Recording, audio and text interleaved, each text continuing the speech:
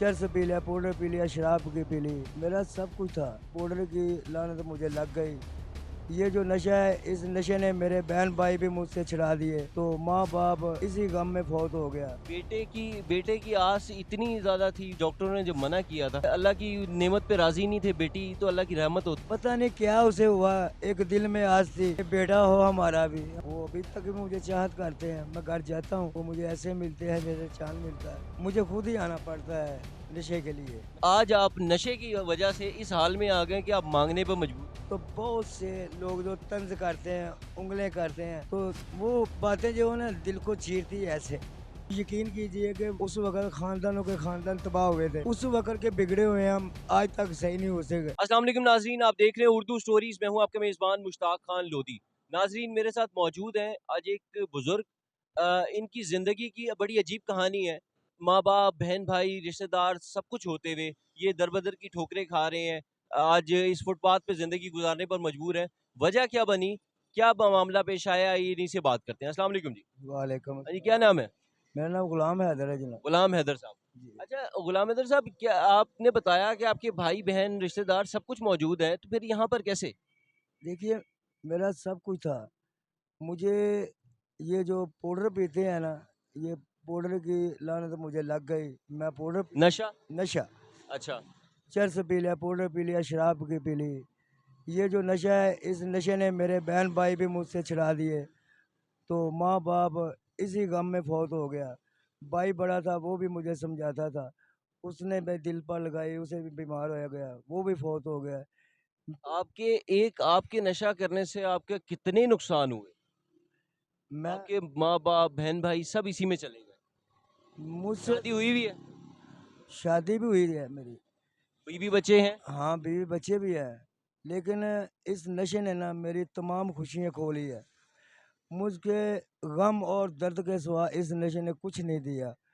हम तो आपने नशा, आपको जब पता लग रहा था कि माँ बाप चले गए इसी में, बहन भाई चले गए, तो आपने नशा कभी छोड़ने की कोशिश क्यों नहीं की? हाँ, मैंने छोड़ा भी है, माँ बाप ने मुझे छुड़ाया भी है। तो जब नशा मैंने छोड़ा, फिर मेरे माई बाप ने मेरी शादी भी की। बहुत धूमधाम से मेरी शादी हुई थी। अच्छा, शादी से पहले नशा छोड़ चुके थे? हाँ, शादी से पहले मैंने नशा छोड़ दिया। अभी भी छोड़ा हुआ है या अभी करते हैं? नहीं, अभी करता हूँ थोड़ा बहुत कभी कभी। अब तो ये अच्छा, मतलब मुकम्मल नहीं आपने छोड़ा। मुकम्मल नहीं छोड़ा, ये तो अब। अच्छा, फिर शादी हुई फिर? शादी के बाद फिर अल्लाह पाक ने एक बेटी दी।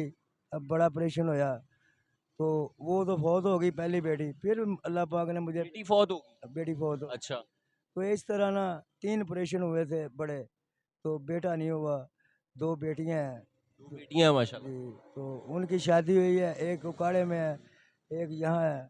तो अल्लाह का करम है। बाकी ये जो नशा है ना, ये मुझे। तो क्या मामला पेश आया? आपकी बेटियां थीं, शादी हुई, घर बार सब कुछ था, काम क्या करते थे आप? मैं जनाब धागे की मिल में काम किया करता था। धागे की मिल में काम हाँ करते जी, कॉटन की मिल हुआ वहाँ थे? काम। कॉटन की मिल में क्या बनता था वहां पर? वहाँ कपड़ा? हाँ जी, कपड़ा बनता था और बेड शीट बनती थी। बेडशीटें बनती थी? बेड शीटें बनती थी। तो वहाँ मैंने 22 साल काम किया है एक ही फैक्ट्री में। तो अल्लाह पाक का निज़ाम। 22 साल काम किया वहां पर? तनख्वाह वगैरह अच्छी थी, गुजारा होता था? हाँ, वहाँ ठेके का निज़ाम था, जो भी काम करता था ठेके पे करता था, जितना कोई कर ले उस तो वक्त। उसमें काम के इतने गुजारा हो जाता था, घर का सर्कल चल जाता था? उस वक्त तो जनाब हम 500-600 रुपया कमाते थे रोज़ का। तो घर का निज़ाम बहुत अच्छी तरह चलता था। तो पीछे भी 100-200 रुपया पड़ता था। तो 700 रुपये मन हम कणक लिया करते थे, 600 रुपये मन। अच्छा, मुझे बात बताएं, मुझे बात की जो एक्चुअल एक्चुअल बात है वो समझ नहीं आ रही। आप कमाते भी थे, ठीक है, बीवी थी, बच्चियां थी, घर वाले थे, बहन भाई सब कुछ था, आपने शादी से पहले नशा भी छोड़ दिया था, फिर क्या वजह बनी, ये सड़कों पे कैसे आ गए? वो बात ये हुई ना, पहले तो मेरे ना वाले साहब फौत हुए। अच्छा। 6-7 महीने के बाद फिर मेरी वालदा फौत हो गई। अच्छा। उसके 2 साल के बाद मेरे बड़े भाई फौत हो गए। ठीक हो गया? तो फिर एक ऑपरेशन हुआ, तो डॉक्टरों ने मना किया था मेरी बीवी को, लेकिन वो एक बेटे की आस में दोबारा खुदा से मगर शायद बेटा हो जाए, तो अल्लाह को नहीं मंजूर था।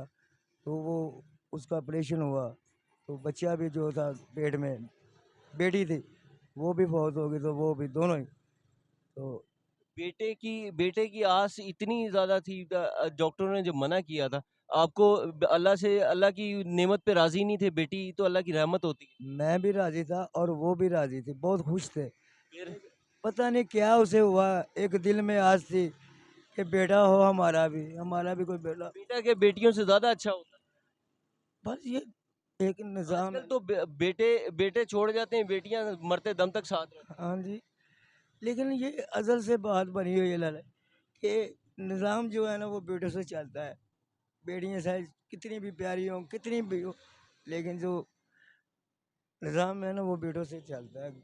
चलें जी, ठीक हो गया जी, बेटों से निज़ाम चलता है, आपकी बीवी की डेथ हो गई, उसके बाद उसके बाद बस फिर मैंने, जो मेरे भतीजे थे वो लैदा हो गए। अच्छा, तो इकट्ठे रहते थे। पहले इकट्ठे रहते थे, अच्छा, तो वो लैदा हो गए, तो मैं लैदा हो गया। जब मैं लैदा हुआ तो मैं एक ही था, मैं और मेरे पास कोई नहीं थे। तो अगर मेरा कोई बेटा होता या बेटी होता तो मेरे पास होता, लेकिन कभी बाहर चले जाना, कभी आ जाना, कभी लाहौर आ गया, कभी। घर अपना था किराए का था? घर अपना था, 3 मरले का घर था। घर अपना था। हाँ जी। उसका जब क्या किया, बेच दिया? नहीं, वो हमारे पास है अभी भी, हमारे वहाँ रह रहे हैं, मेरे बड़ी भाई की लाश रह रही है, वहाँ मेरा हिस्सा है। वो अभी तक भी मुझे चाहत करते हैं, मैं घर जाता हूँ, वो मुझे ऐसे मिलते हैं जैसे चांद मिलता है। वो कहते हैं हम हमारे चाचू हैं, कोई है। लेकिन ये नशा जो है ये बहुत। नशे की वजह से नहीं रखते पास? नहीं नहीं, वो बात नहीं है, मुझे खुद ही आना पड़ता है नशे के लिए। नशे के लिए? नशे के लिए। नशे के लिए आपने घर का सुकून छोड़ दिया, फैमिली छोड़ दी, सब कुछ छोड़ के आज ये यहाँ पर सड़क पे बैठे हुए हैं, फुटपाथ पे बैठे हुए हाँ जी, इस नशे की वजह से। हैं, नशे की वजह नशे से से। इतना ज़रूरी है? हाँ ये। पैसे कहाँ से आते हैं नशे के? पहले तो हम ये मंडी में काम किया करता था मैं, केले का कुछ अच्छा, तो 800 900 दिहाड़ी बन जाया करती थी। फिर ये मैंने होटलों पे चला जाता दिहाड़ी के लिए, कभी उधर चला जाता, तो फिर कभी इशारे पे आ जाया करता था, फूल बेचता था। अब भी मैं रात को फूल बेच देता हूँ और सुबह यहाँ बैठ जाता हूँ। आपके मोहब्बत बड़े आदमी कुछ ना कुछ रहम करम कर जाते हैं, तो वो चल। माँगते भी हैं। हाँ। तो नशे की लत ने आपको एक, आप कमाने वाले बंदे थे, अच्छा कमाने वाले, उस दौर में आप 500-600 रुपए कमाने वाले बंदे थे। आज आप नशे की वजह से इस हाल में आ गए कि आप माँगने पे मजबूर हो गए। मांगने, तो अतः कि यहाँ तक मजबूर इस नशे ने मुझे कर दिया है कि आम, यकीन करें, जब रात को लेटते हैं ना तो बहुत से लोग जो तंज करते हैं, उंगलें करते हैं, तो वो बातें जो है ना दिल को चीरती है ऐसे। नौजवान जो इस नशे की लत में, लानत में मुब्तला है, उसको क्या पैगाम देंगे? आपने अपनी ज़िंदगी बर्बाद कर ली इस पे। बर्बाद कर ली? मानते हैं इस बात को? हाँ, शिकवा है, मतलब इस पे नदामत होती है? बहुत ज़्यादा, नदामत होती है बहुत ज़्यादा। ना? अब आज के नौजवान को क्या पैगाम?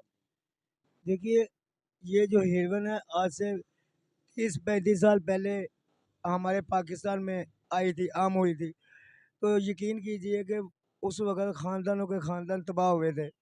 उस वक़्त के बिगड़े हुए हैं हम, आज तक सही नहीं हो सके। आज फिर इस हुकूमत में 4 साल की हुकूमत आई है।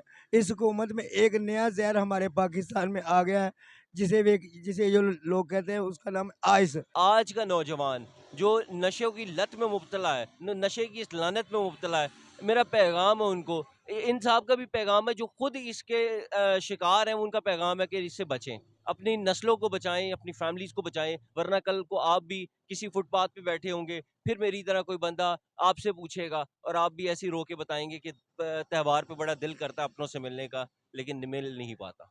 बहुत शुक्रिया, अपना ख्याल रखिएगा, अल्लाह हाफ़िज़।